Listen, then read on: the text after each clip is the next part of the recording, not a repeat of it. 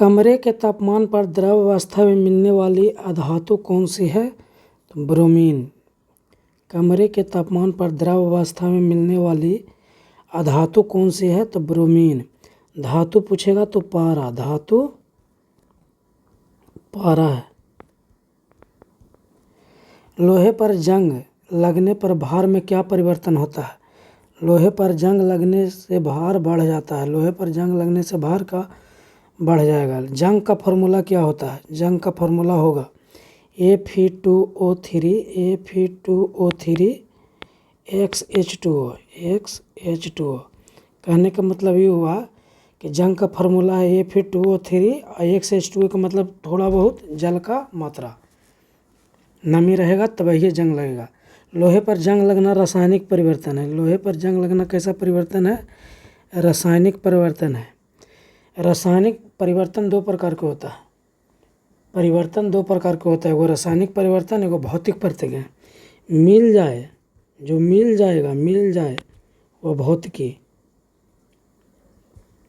मिल जाए वो भौतिकी, ना मिले वो रासायनिक परिवर्तन। मिल जाए वो भौतिक परिवर्तन, ना मिले वो रासायनिक परिवर्तन। पानी का बर्फ में परिवर्तन होना भौतिक परिवर्तन है। क्यों? क्योंकि पानी बर्फ बनेगा, बर्फ से फिर पानी बन जाएगा। लकड़ी का जलना किस प्रकार का परिवर्तन है? रासायनिक परिवर्तन है। क्यों? क्योंकि लकड़ी को जला दीजिएगा, उसके बाद वह लकड़ी आप नहीं प्राप्त कर सकते। दहन, किसी भी प्रकार का दहन होगा वो सब रासायनिक परिवर्तन होगा। के कक्षा में इलेक्ट्रॉनों की अधिकतम संख्या 2 होती है। के कक्षा में इलेक्ट्रॉनों की अधिकतम संख्या 2 होती है। एल कक्षा में इलेक्ट्रॉनों की अधिकतम संख्या 8 होती है। एम कक्षा में इलेक्ट्रॉनों की अधिकतम संख्या 18 होती है। एन कक्षा में इलेक्ट्रॉनों की अधिकतम संख्या 32 होती है।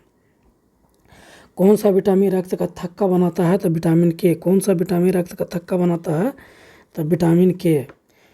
विटामिन के का रासायनिक नाम फिलोक्विनोन है। विटामिन के का रासायनिक नाम फिलोक्विनोन है। विटामिन के का रासायनिक नाम फिलोक्विनोन है। नाभिकीय भट्टी में मंदक के रूप में किसका प्रयोग किया जाता है? नाभिकीय भट्टी में मंदक के रूप में ग्रेफाइट का प्रयोग किया जाएगा और भारी जल का उपयोग करेगा। मंदक में ग्रेफाइट और भारी जल, भारी जल का सूत्र होता है D2O। नाभिकीय भट्टी में नियंत्रक छड़ के रूप में किसका प्रयोग किया जाता है? कैडमियम या बोरॉन के छड़ का। नाभिकीय भट्टी में नियंत्रक छड़ के रूप में किसका प्रयोग किया जाता है?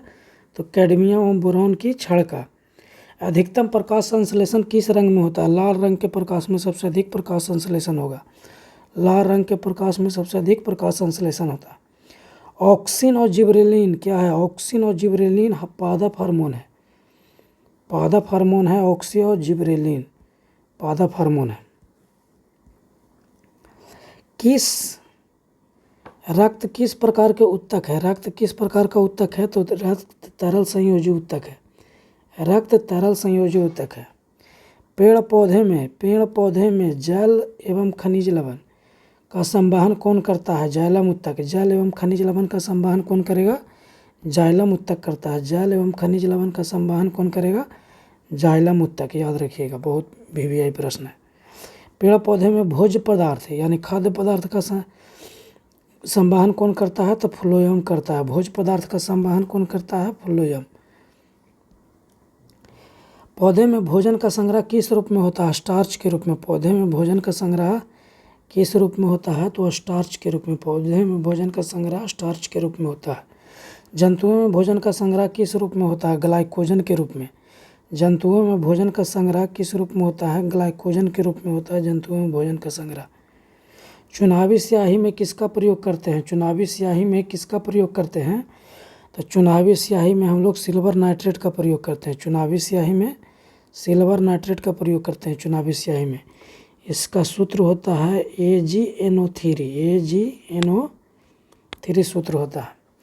कृत्रिम वर्षा के रूप में किसका प्रयोग करते हैं? सिल्वर आयोडाइड का। कृत्रिम वर्षा के रूप में किसका प्रयोग करते हैं? सिल्वर आयोडाइड का। कृत्रिम वर्षा के रूप में किसका उपयोग करते हैं? सिल्वर आयोडाइड का। फोटोग्राफी में किसका प्रयोग करते हैं? सिल्वर ब्रोमाइड का। फोटोग्राफी में किसका प्रयोग करते हैं? Silver bromide. इसका सूत्र होता है AgBr और सिल्वर आयोडाइड का AgI। किडनी की इकाई क्या है? नेफ्रॉन। किडनी की इकाई क्या है? नेफ्रॉन। किडनी की इकाई क्या है? नेफ्रॉन। किडनी की इकाई क्या है? नेफ्रॉन। किडनी की इकाई क्या है? नेफ्रॉन। फेफड़ों की इकाई क्या है? एल्वुलाई। फेफड़ा की इकाई क्या है? एल्वुलाई। फेफड़ा की इकाई क्या है? एल्वुलाई। पांच जगत वर्गीकरण किसने दिया था? आर.एच. व्हिटकर ने। पांच जगत वर्गीकरण किसने दिया था? आर.एच. व्हिटकर ने दिया था पांच जगत वर्गीकरण।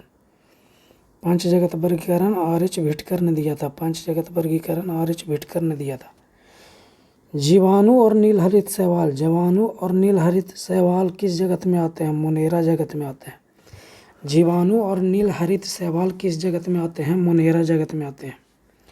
यूग्लिना किस जगत में आते हैं? प्रोटिस्टा जगत में। यूग्लिना किस जगत में आते हैं? प्रोटिस्टा जगत में आते हैं। यूग्लिना। यूग्लिना प्रोटिस्टा जगत में आते हैं। पादपों का उभयचर किसे कहते हैं? पादपों का उभयचर ब्रायोफाइटा को कहते हैं। पादपों का उभयचर ब्रायोफाइटा को कहते हैं। पादपों का उभयचर किसे कहते हैं? ब्रायोफाइटा को। पादपों का उभयचर किसे कहते हैं? ब्रायोफाइटा को। पादपों का उभयचर किसे कहते हैं? ब्रायोफाइटा को।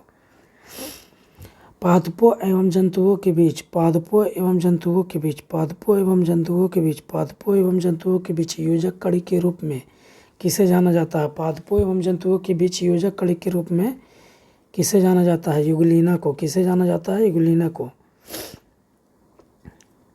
Vermi culture. वर्मी कल्चर क्या है? केंचुआ की खेती वर्मी कल्चर कहलाता है। वर्मी कल्चर केंचुआ की खेती। सेरीकल्चर रेशम कीट पालन। सेरीकल्चर। सेरीकल्चर किसे कहते हैं? रेशम कीट पालन को सेरीकल्चर कहते हैं। पिसीकल्चर किसे कहते हैं? पिसीकल्चर। पिसीकल्चर किसे कहते हैं? मछली पालन को पिसीकल्चर कहते हैं। मछली पालन को पिसीकल्चर कहते हैं। एपीकल्चर किसे कहते हैं? मधुमक्खी पालन को एपीकल्चर कहते हैं। मधुमक्खी पालन को एपीकल्चर कहते हैं। मधुमक्खी पालन को एपीकल्चर कहते हैं। विद्युत धारा अदिश राशि है। विद्युत धारा अदिश राशि है। विद्युत धारा अदिश राशि। अदिश राशि और क्या हो जाएगा? चाल अदिश राशि हो जाएगा। समय अदिश राशि है।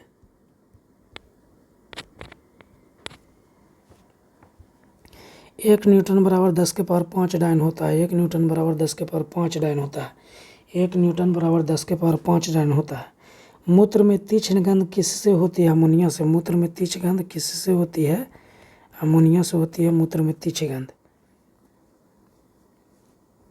एक मोल में कितने लीटर होते हैं? एक मोल में 22.4 लीटर होते हैं। एक मोल में कितने लीटर होते हैं? 22.4 लीटर। एक मोल में कितने लीटर होते हैं? 22.4 लीटर। बैरोमीटर के पाठ्यांक। बैरोमीटर के पाठ्यांक। बैरोमीटर के पाठ्यांक अचानक गिरावट क्या अर्थ है? बैरोमीटर के पाठ्यांक में अचानक गिरावट आंधी तूफान का संकेत होता है। आंधी तूफान का संकेत होता है। आंधी तूफान का संकेत होता है। बैरोमीटर के पाठ्यांक धीरे धीरे नीचे गिरता है। बैरोमीटर का पाठ्यांक जब धीरे धीरे नीचे गिरेगा तो क्या संभावना होगी? वर्षा होने की संभावना होगी जब धीरे धीरे नीचे गिर रहा है। अब बैरोमीटर का पाठ्यांक जब धीरे धीरे ऊपर चढ़ता है तो मौसम साफ होने की संभावना होती है। मौसम साफ होने की संभावना होती है। मीथेन को मार्स गैस कहते हैं। मीथेन को कैसा गैस कहते हैं? Marsh gas. मीथेन को मार्स गैस कहते हैं। मीथेन को मार्स गैस कहते हैं। मीथेन को मार्स गैस कहते हैं। मीथेन को मार्स गैस कहते हैं। हड्डी को हड्डी से जोड़ने के लिए किसका उपयोग करते हैं? लिगामेंट का। हड्डी को हड्डी से जोड़ने के लिए किसका उपयोग करते हैं? लिगामेंट का। हड्डी को हड्डी से जोड़ने के लिए लिगामेंट का उपयोग करते हैं। हड्डी को मांसपेशियों से जोड़ने के लिए हड्डी को मांसपेशियों से जोड़ने के लिए जोड़ने वाला क्या कहलाता है? टेंडन। हाड़ जोड़ने वाला कौन होता है? टेंडन। हड्डी को मांसपेशियों से कौन जोड़ता है? टेंडन। अमोनिया का निर्माण किस विधि से होता है? हैबर विधि से। अमोनिया का निर्माण किस विधि से होता है? हैबर विधि से होता है। अमोनिया का निर्माण किस विधि से होता है? हैबर विधि से। अमोनिया का सूत्र होता है NH3। अमोनिया में नाइट्रोजन और हाइड्रोजन का अनुपात पूछेगा तो 1:3। अमोनिया के निर्माण में उत्प्रेरक में किसका प्रयोग करते हैं? लोहा का। अमोनिया के निर्माण में उत्प्रेरक के रूप में किसका प्रयोग करते हैं? लोहा का। अमोनिया के निर्माण में उत्प्रेरक के रूप में किसका प्रयोग करते हैं? लोहा का। अमोनिया में अमोनियम में बहुत VVI क्वेश्चन, अमोनियम में नाइट्रोजन और हाइड्रोजन का अनुपात कितना होता है? 1:3, बहुत बार पूछा जा चुका है। अमोनिया में नाइट्रोजन और हाइड्रोजन का अनुपात कितना होता है? 1:3। एवोगैड्रो संख्या ये 1 मोल बराबर, अभी हम आपने बताया था आपको 22.4 लीटर होता है, और वही एवोगैड्रो संख्या के बराबर होता है, और 1 मोल बराबर ही होता है 6.022 × 10⁻23 अणु। 6.022 × 10⁻23 अणु एवोगैड्रो संख्या बराबर होता है। मीथेन का उत्सर्जन कहाँ कहाँ होता है? मीथेन का उत्सर्जन कहाँ कहाँ होता है? चलिए बताइए, मीथेन का उत्सर्जन कहाँ कहाँ होता है? मीथेन का उत्सर्जन होता है धान की खेती में, दलदली भूमि में होगा। ज्वाली करने वाले पशुओं जब ज्वाली करता है तो मीथेन गैस का उत्सर्जन होता है। कोयला के खदान में मीथेन गैस का उत्सर्जन होता है। खाने का सोडा, खाने का सोडा का सूत्र होता है NaHCO3। खाने का सोडा का सूत्र होता है NaHCO3। इसी को बेकिंग सोडा या सोडियम बाइकार्बोनेट कहा जाता है। इसका सूत्र होता है NaHCO3।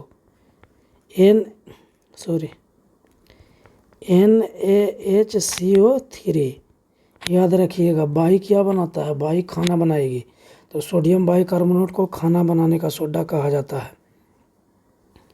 इस तरीक़ा से याद रखिएगा, इसका सूत्र होता है NaHCO3। धोने का सोडा का सूत्र होता है सोडियम कार्बोनेट।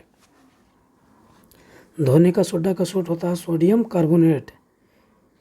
धोने का सोडा को कहा जाता है सोडियम कार्बोनेट। इसका सूत्र होता है Na2CO3 10H2O। बुझा हुआ चूल्हा, कैल्शियम हाइड्रोक्साइड। बुझा हुआ चूना, कैल्शियम हाइड्रोक्साइड, CaOH का होल ट्वाइस, कैल्शियम हाइड्रोक्साइड। बिना बुझा हुआ चूल्हा, कैल्शियम ऑक्साइड, CaO। बिना बुझा हुआ चूना, कैल्शियम ऑक्साइड, CaO होता है इसका सूत्र।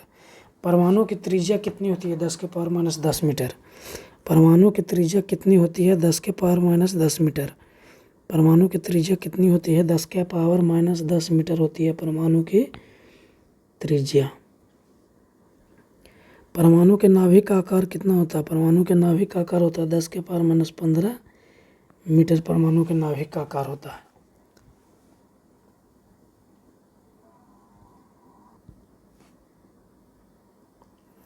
आवर्त में ग्रुपों की प्रमुखता।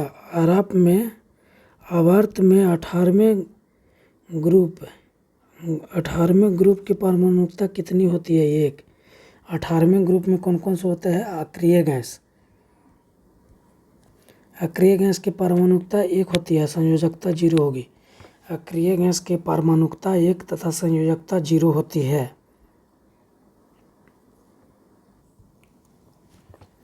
टिंडन प्रभाव किसमें दिखाई देता है? कोलाइड में। टिंडन प्रभाव किसमें दिखाई देता है? कोलाइड में टिंडन प्रभाव दिखाई देता है। चूने के पानी में कौन सा गैस प्रभावित करने पर उसका रंग दूधिया हो जाता है? चूने के पानी में कौन सा गैस प्रभावित करने पर उसका रंग दूधिया हो जाएगा? याद रखिएगा, कार्बन डाइऑक्साइड। पानी में चीनी का घुलना किस प्रकार के मिश्रण है? समांगी मिश्रण। पानी में चीनी का घुलना किस प्रकार का मिश्रण है? समांगी मिश्रण है। आप लोग से क्वेश्चन पूछेगा कि पानी और चीनी को जब मिला देते हैं तो इनमें विलायक कौन है, विलायक कौन है? विलायक कौन है और विलायक कौन है?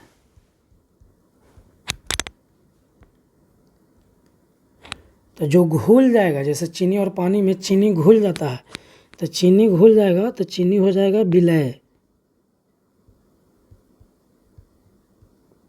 अब पानी हो जाएगा विलायक। याद रखिएगा, यह भी बहुत बार पूछा जा चुका है। गर्मी में मटके का पानी ठंडा क्यों होता है? बाष्पीकरण के कारण। गर्मी में मटके का पानी ठंडा क्यों होता है? बाष्पीकरण के कारण पानी ठंडा होता है। मटका में जो पानी रहता है वो बाष्पीकरण के कारण ठंडा होता है गर्मी में। तापमान बढ़ने पर गतिज ऊर्जा और विसरण पर क्या प्रभाव पड़ता है? जब तापमान बढ़ाइएगा, जब तापमान बढ़ाइएगा तो गतिज ऊर्जा और विसरण दोनों बढ़ जाएगा। तापमान बढ़ने पर गतिज ऊर्जा और विसरण पर क्या प्रभाव पड़ता है? तो बढ़ जाता है। बर्फ़ का गलनांक कितना होता है? बर्फ़ का गलनांक होगा 0 डिग्री सेल्सियस या 273 केल्विन। 0 डिग्री सेल्सियस या 273 केल्विन। पानी का क्वथनांक कितना होता है? पानी का क्वथनांक कितना होता है? पानी का क्वथनांक कितना होता है? पानी का क्वथनांक होगा 100 डिग्री सेल्सियस या 373 केल्विन। 100 डिग्री सेल्सियस या केल्विन में पूछेगा तो 373 केल्विन। गर्म पानी के तुलना में भाप से अधिक जलन क्यों होती है? क्योंकि भाप में गुप्त ऊष्मा होती है। चीनी और जल के विलयन में विलायक कौन है और विलायक कौन है? अभी हमने आपको बताया था। चीनी और जल के विलयन में विलायक कौन है और विलायक कौन है? विलायक जो घुल जाएगा यानी चीनी घुल जाएगा तो यह विलय हो गया, और जल चीनी को घुला लेगा तो यह विलायक हो गया। कोहरा, बादल, कुहासा, धुआं किस प्रकार के कोलाइड का उदाहरण है? एरोसेल। किस प्रकार के कोलाइड का उदाहरण है? एरोसेल। इमल्सन का उदाहरण है दूध।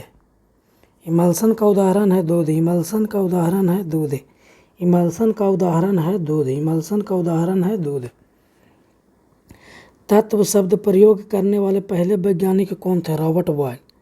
तत्व शब्द का प्रयोग सबसे पहले किसने किए थे? रॉबर्ट बॉयल ने। पहले वैज्ञानिक कौन थे? Robert Boyle. Milk of magnesium hydroxide का सूत्र होता है MgOH का होल ट्वाइस। इसे एंटा एसिड कहते हैं। इसे कौची कहते हैं? एंटा।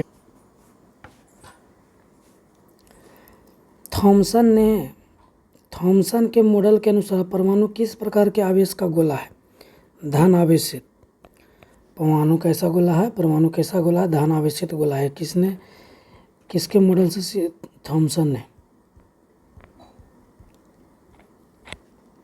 रदरफोर्ड ने स्वर्ण मॉडल में किस किरण का प्रयोग किया था? अल्फा किरण का।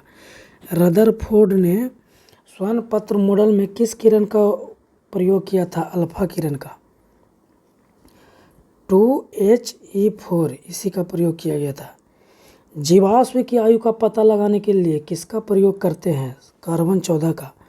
जीवाश्म की आयु का पता लगाने के लिए किसका प्रयोग करते हैं? कार्बन 14 का। कोशिका झिल्ली किस प्रकार की झिल्ली होती है? अर्धपरागम झिल्ली। कोशिका झिल्ली किस प्रकार की झिल्ली है? अर्धपरागम झिल्ली है। कोशिका झिल्ली किस प्रकार की झिल्ली है? अर्धपरागम झिल्ली है। जीवित कोशिका या जीवाणु की खोज करने वाले कौन थे? ल्यूवेनहॉक। जीवित कोशिका या जीवाणु की खोज करने वाले कौन थे? ल्यूवेनहॉक। कोशिका की खोज करने वाले कौन थे? Robert Hooke. जीवित की कोशिका की खोज किसने किया? तो ल्यूवेनहॉक ने। कोशिका की खोज किसने किया? तो रॉबर्ट हुक ने। लाइसोसोम में कौन सा एंजाइम पाया जाता है? लाइसोसोम में कौन सा एंजाइम पाया जाता है? Hydrolytic enzyme. लाइसोसोम में कौन सा एंजाइम पाया जाता है? Hydrolytic enzyme. पौधे की लंबाई में वृद्धि करने के लिए कौन से ऊतक जिम्मेदार है? पौधे की लंबाई में वृद्धि करने के लिए कौन सा ऊतक जिम्मेदार है? शीर्षार्थ विभुज ऊतक। किशमिश का फूलना किसका उदाहरण है? पराशरण का उदाहरण है। किशमिश का फूलना किसका उदाहरण है? पराशरण का उदाहरण है। तने की परिधि में वृद्धि करने के लिए, तना के जो परिधि होता है उसमें वृद्धि करने के लिए कौन सा ऊतक जिम्मेदार है? पार्श्व विभुज ऊतक। पौधे को कठोर और मजबूत बनाने के लिए कौन से ऊतक जिम्मेदार है? पौधा को कठोर और मजबूत कौन सा ऊतक बनाता है? तो स्क्लेनकाइमा। दृढ़ ऊतक जिसे कहते हैं स्क्लेनकाइमा। प्रकाश संश्लेषण की क्रिया के लिए कौन सा ऊतक जिम्मेदार है? प्रकाश संश्लेषण की क्रिया के लिए कौन सा ऊतक जिम्मेदार है? क्लोरोकाइमा। प्रकाश संश्लेषण की क्रिया के लिए कौन सा ऊतक जिम्मेदार है? क्लोरोकाइमा।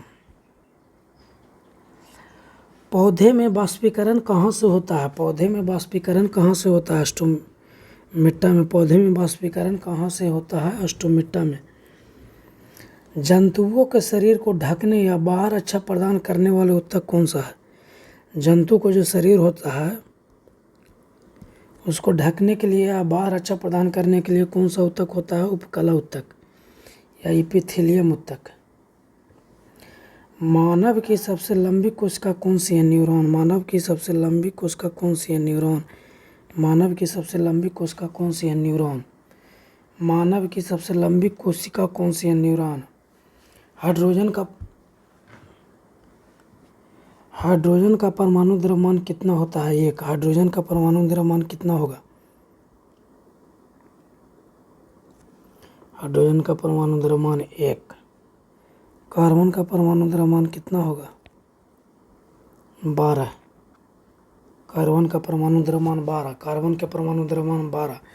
नाइट्रोजन का परमाणु द्रव्यमान 14। नाइट्रोजन का परमाणु द्रव्यमान 14। नाइट्रोजन का परमाणु द्रव्यमान 14। नाइट्रोजन के परमाणु द्रव्यमान 14। ऑक्सीजन का परमाणु द्रव्यमान कितना होता है? 16 है। ऑक्सीजन का परमाणु द्रव्यमान ये सब एनसीईआरटी में जो दिया गया है उसी को हम सिर्फ बता रहे हैं। ऑक्सीजन का परमाणु द्रव्यमान 16 होता है और एनसीईआरटी में इतना दिया हुआ है। सोडियम का परमाणु द्रव्यमान 23 होता है। सोडियम का परमाणु द्रव्यमान 23 होता है।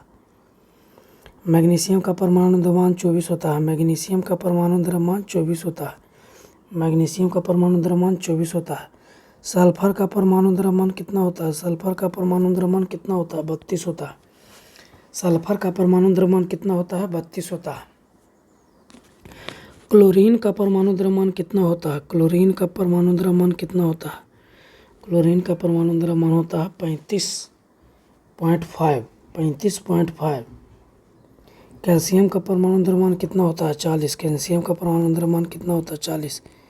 कैल्शियम का परमाणु द्रव्यमान कितना होता है? 40। कौन कौन से कोशिका की दोहरी झिल्ली युक्त होती है? कौन कौन से कोशिकांग दोहरी झिल्ली युक्त होती है? माइटोकॉन्ड्रिया, केंद्रक और हरित लवण, ये सब दोहरी झिल्ली की होती है। कौन कौन से कोशिकांग है जो दोहरी झिल्ली की होती है? तो माइटोकॉन्ड्रिया, केंद्रक और हरित लवण। फ्यूज तार और अमीटर किस क्रम में जोड़े जाते हैं? श्रेणी क्रम में। फ्यूज तार जो होता है और अमीटर जो होता है किस क्रम में जोड़े जाते हैं? श्रेणी क्रम में जोड़े जाते हैं। श्रेणी क्रम में जोड़े जाते हैं। वोल्ट मीटर किस क्रम में जोड़े जाते हैं? समांतर क्रम में जोड़े जाते हैं वोल्ट मीटर। समानांतर क्रम में जोड़े जाते हैं वोल्ट मीटर। कितने डेसिबल से अधिक की ध्वनि को शोर माना जाता है? 85 डेसिबल। कितने डेसिबल के ध्वनि को शोर माना जाता है? 85 डेसिबल। ध्वनि की चाल तापमान बढ़ने से बढ़ता तथा तापमान घटने से घटता है। ध्वनि की जो चाल है तापमान बढ़ने से बढ़ता है और तापमान घटने से घटता है। ध्वनि की चाल तापमान बढ़ने से बढ़ता और तापमान घटने से घटता है। ध्वनि की चाल घनत्व बढ़ने से घटता। ध्वनि की चाल जब घनत्व बढ़ेगा तो घटेगा और घनत्व घटेगा तो उसका चाल बढ़ेगा। ध्वनि की चाल है जब घनत्व बढ़ेगा तो ध्वनि का चाल घटेगा और जब घनत्व घटेगा तो ध्वनि की चाल बढ़ेगा। इसको याद रखिएगा। दाब का ध्वनि की चाल पर क्या प्रभाव पड़ता है? तो याद रखिएगा दाब का कोई प्रभाव नहीं पड़ता ध्वनि की चाल पर। दाब का कोई प्रभाव नहीं पड़ता है ध्वनि की चाल पर।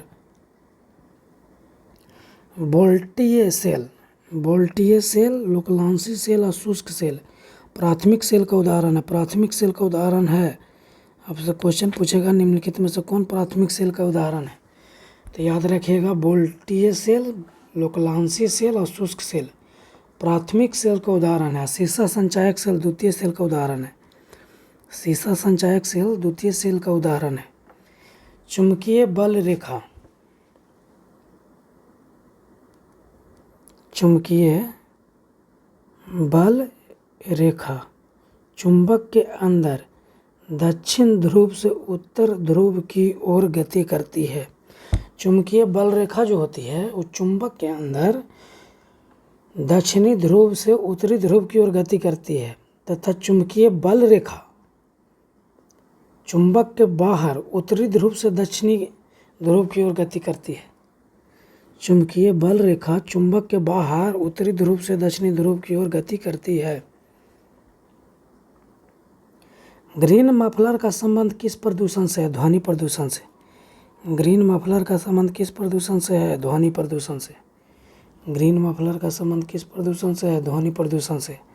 तार की लंबाई बढ़ाने पर प्रतिरोध पर क्या प्रभाव पड़ता है? प्रतिरोध बढ़ेगा। जब हम लोग तार की लंबाई बढ़ावेंगे तो प्रतिरोध बढ़ेगा।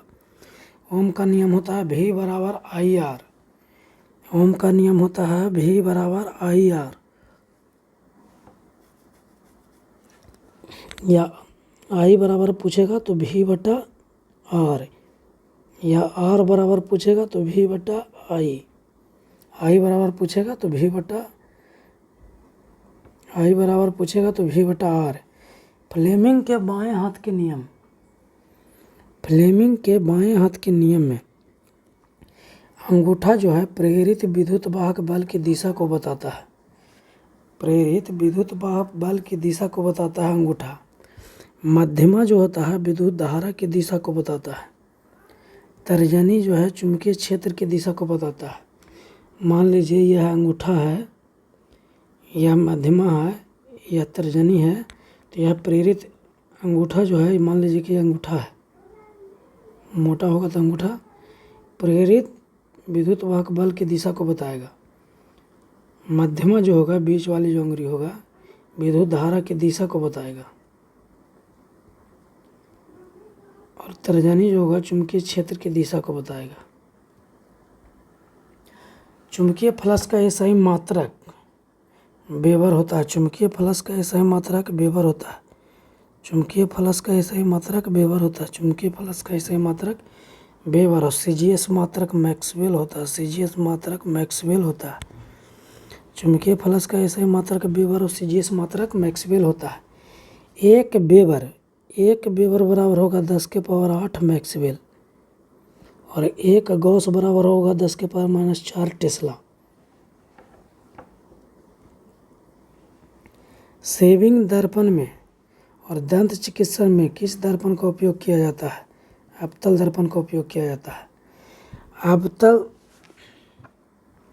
अवतल दर्पण का उपयोग किया जाता है सेविंग दर्पण और दंत चिकित्सक में।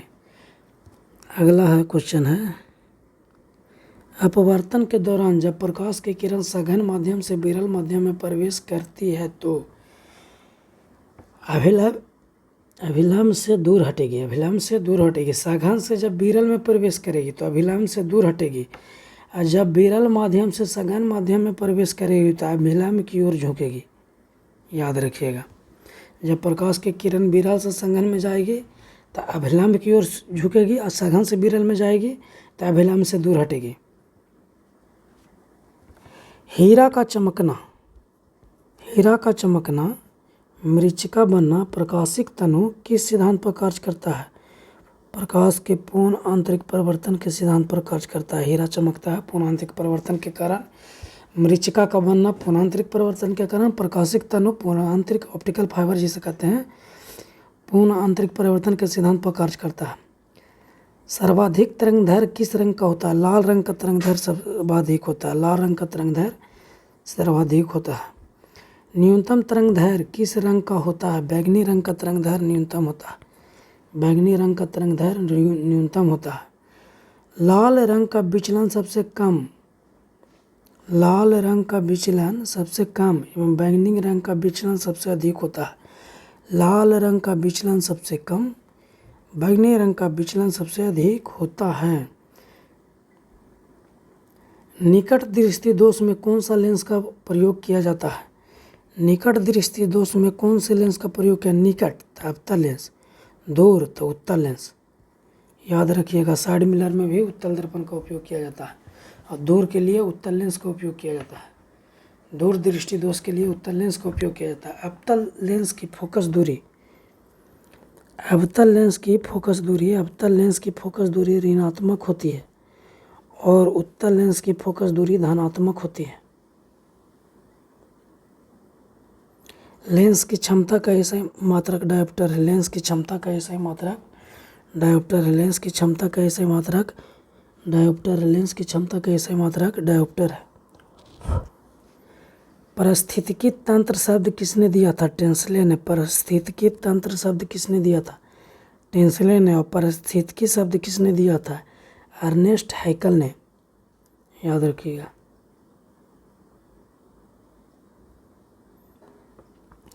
पारिस्थितिकी तंत्र शब्द किसने दिया था? टेंसले ने। पारिस्थितिकी शब्द किसने दिया था? अर्नेस्ट हैकल ने। तंत्र शब्द, पारिस्थितिकी तंत्र शब्द टेंसले, पारिस्थितिकी शब्द अर्नेस्ट हैकल। ओजोन परत के संरक्षण के लिए कौन सा प्रोटोकॉल हुआ था? मॉन्ट्रियल प्रोटोकॉल हुआ था। ओजोन परत के संरक्षण के लिए कौन सा प्रोटोकॉल हुआ था? Montreal protocol. कब हुआ था? 26 सितंबर 1987 ईस्वी को हुआ था। ओजोन परत समताप मंडल में पाया जाता है। ओजोन परत जो है यह समताप मंडल में पाया जाता है। ओजोन संरक्षण दिवस कब मनाया जाता है? 16 सितंबर को मनाया जाता है ओजोन संरक्षण दिवस। 16 सितंबर को मनाया जाता है ओजोन संरक्षण दिवस, 16 सितंबर को।